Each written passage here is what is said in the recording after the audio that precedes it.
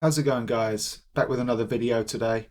I thought I'd go over sidechaining in Cubase using a few different methods. We'll start with VST3 plugins, which is the easy native way. Then we'll look at doing it with VST2 plugins, which isn't as immediately obvious as it is with VST3. And lastly, we'll look at sidechain methods using XFer LFOTool and how to route it within Cubase. So if you haven't subscribed to the channel, please do so, and let's jump in. Okay, we're here in Cubase 10. I've got a basic 4-bar loop going here just to demonstrate this. I've got my drums being triggered from within Groove Agent using a preset called Funky Liquid, which is part of the Neuro Mindset library. I've edited it a little bit within the instrument, and I've separated out the kicks and snares into their own separate channels here. The purpose for that is because we're going to use the kick drum to duck the sub bass to kind of get rid of any audio masking, and we'll also use it to create some ducking effects on a synth pad which I've got triggered within Halion 6. So I've got my bassline in audio here, and I've got a few kind of chords here played in Halion which sound like this.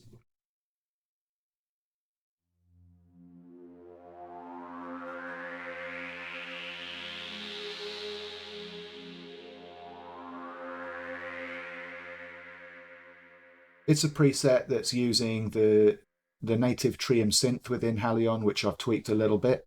And then the bass is just a sample that I've thrown in, and I've used the transpose track to kind of transpose it up so it fits with the end chord progression here.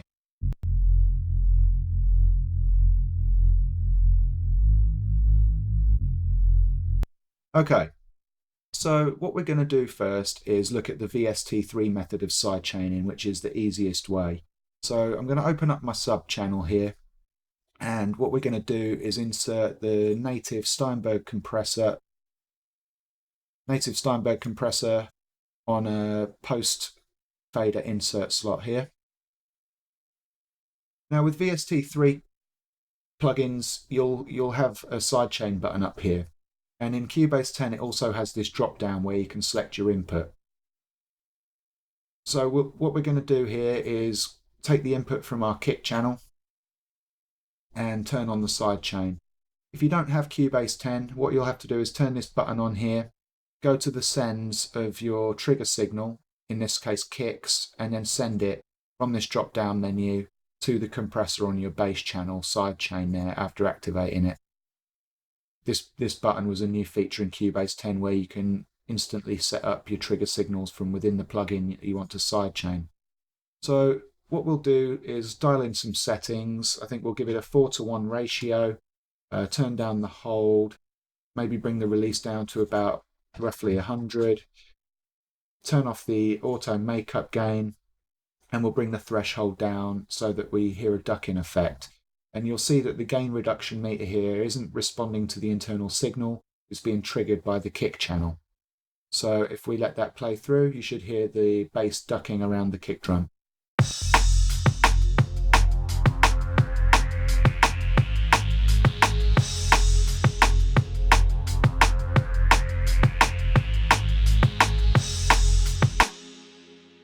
The threshold control will dictate the extremity of that ducking. So with it all the way down, it'll duck down to almost nothing, and somewhere up here it'll be a lot more subtle. So let's demonstrate that quickly.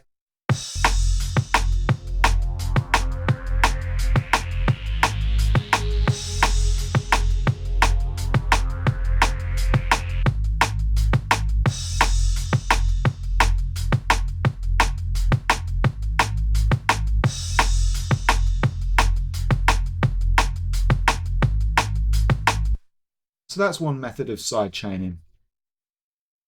When I'm using sidechaining on a bass, I do tend to use a multiband processing just so I'm ducking the signal where any audio masking is taking place.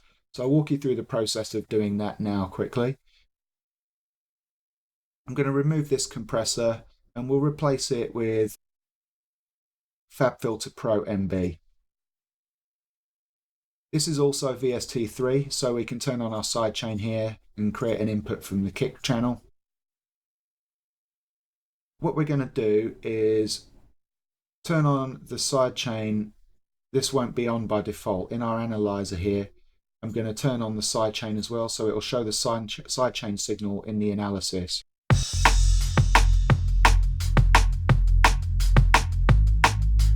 That tells us the frequency area where we should create the ducking. I'm going to dial that in a little bit.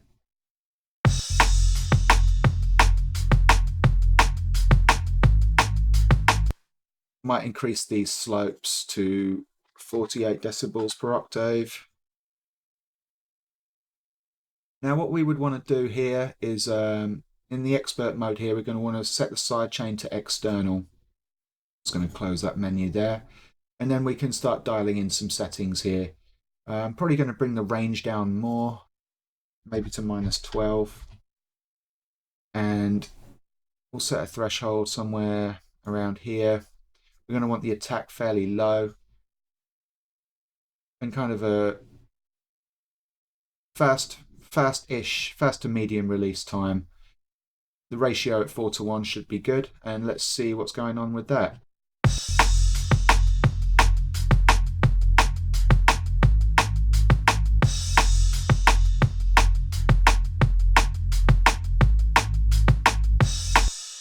You can tell that even with extreme threshold settings, the effect of the ducking is much more subtle, because all it's doing is ducking it when the kick drum is triggered. And you can use the release setting here to dial in how quickly you want the compressor to return to unity.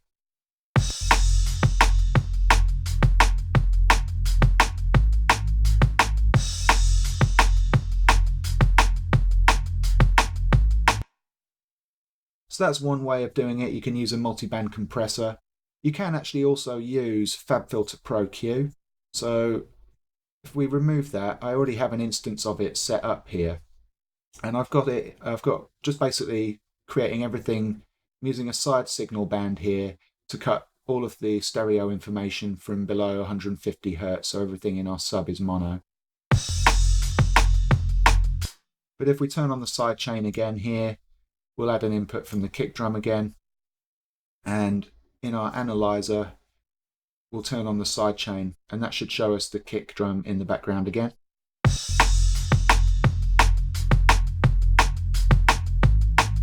The cool thing about Pro Q is with this option here in Pro Q3, you can actually get it to show the masking area between the two signals in your analysis in red.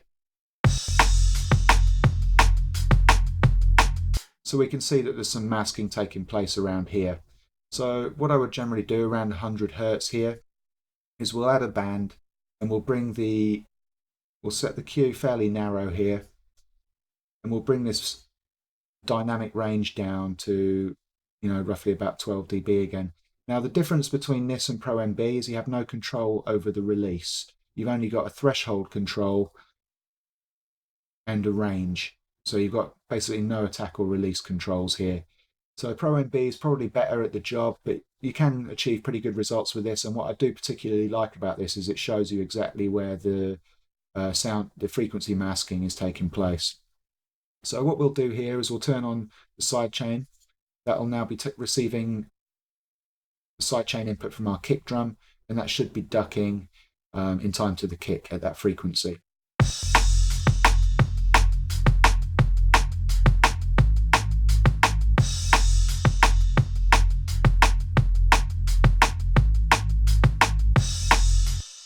So in this case, we're basically using volume automation with a dynamic EQ rather than compressing the signal, but it works just as well. So I think we'll leave that one in place. In fact, I think I might go back to Pro MB for the sub. We'll use Pro MB. Shouldn't have deleted it there really, but just going to get rid of this band.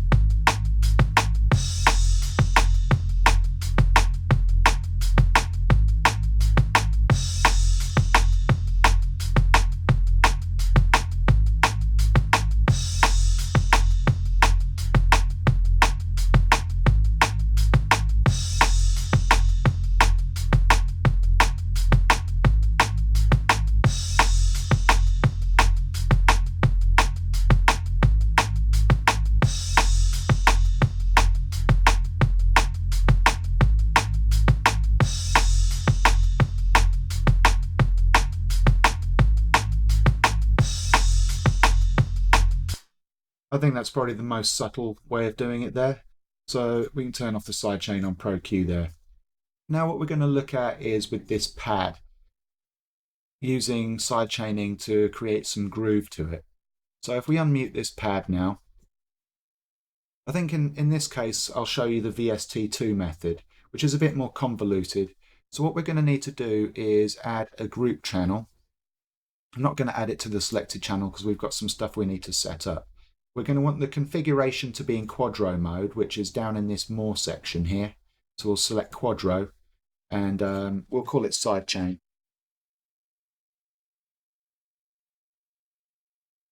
Okay, and then in our audio connections in groups, what we're going to want to do is right click on that and add a child bus, stereo, and once again we'll add another child bus, stereo, left side chain, right side chain. I'm going to name these as FX and trigger.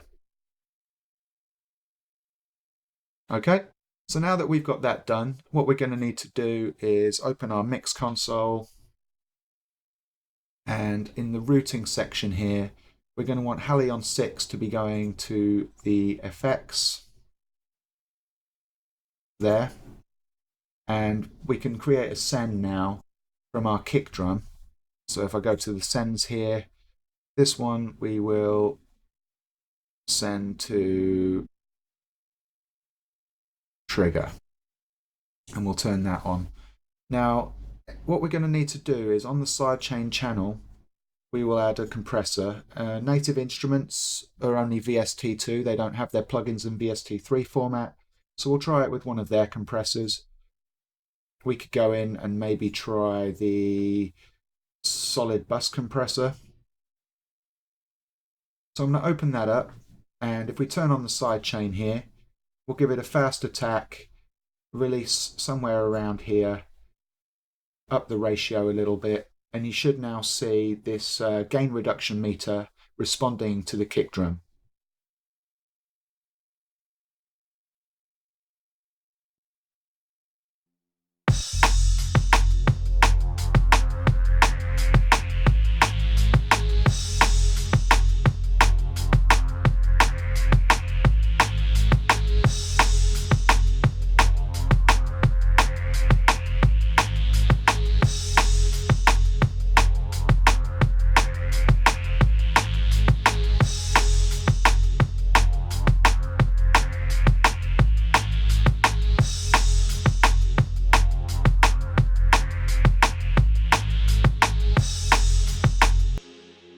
Okay, so that's how you would set up sidechaining using VST2. And the reason that I tend to use it the most is with guitar rig. I mean, compression's all well and good, but I do have Wave's version of that SSL, which is actually VST3. So, you know, if I were to load that up in place of that one, you'll see that this one actually has the sidechain input button up here. So I would generally use this instead of the Native Instruments one. But it does come in handy with guitar rig in particular. So if we have a quick look at that,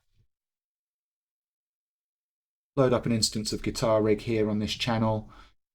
We'll put it into stereo mode, turn off gating, and we'll load in a couple of components. I think the auto filter here has sidechain capability. And once again, I guess we could load up another solid bus compressor. To turn on sidechain in here, you'll just open these drop-down menus, and there should be a little button there on the modules that do have it.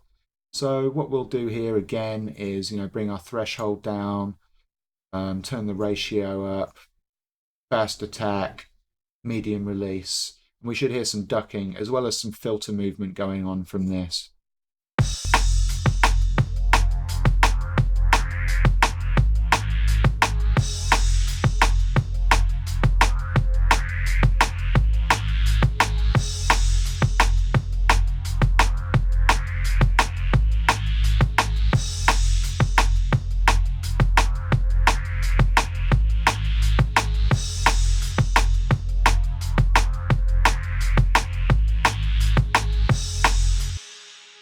So yeah, the VST2 sidechain method does definitely come in handy for guitar rig.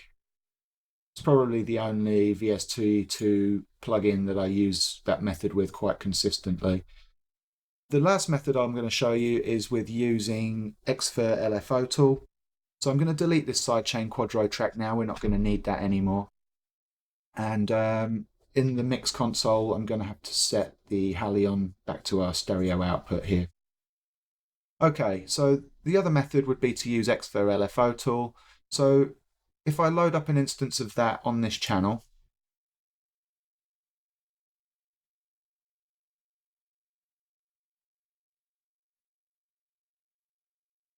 okay, so I'm just going to dial in some settings here. We'll put it on maybe on one bar. And the thing with this is you have to set it to respond to MIDI. So we're going to have to create a trigger channel for this. So what I'm going to do here is add a MIDI channel, which we'll call trigger.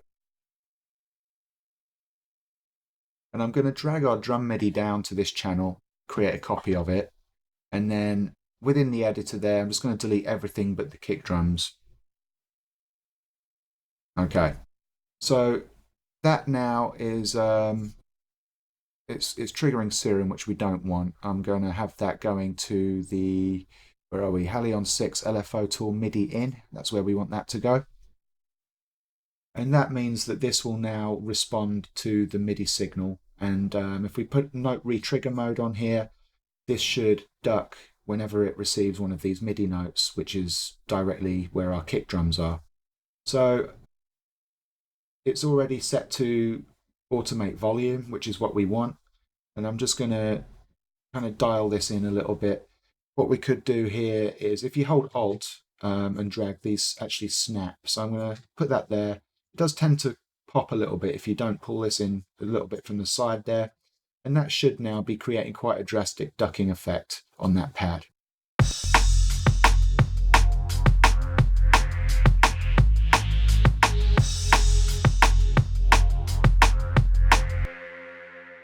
If you want it less drastic, you can pull this up here so it doesn't actually go all the way down in volume.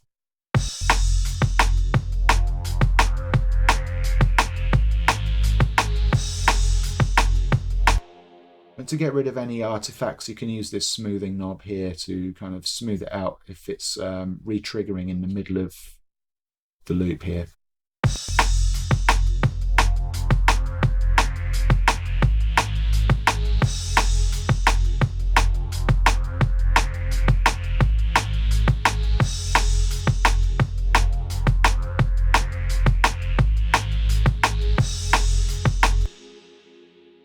Now, the reason that I like using XFer LFOtool in particular for sidechaining is that you have full control over the release curve of the ducking effect here, and you can actually create your own shapes to modulate that ducking with as well, which will be re-triggered by MIDI.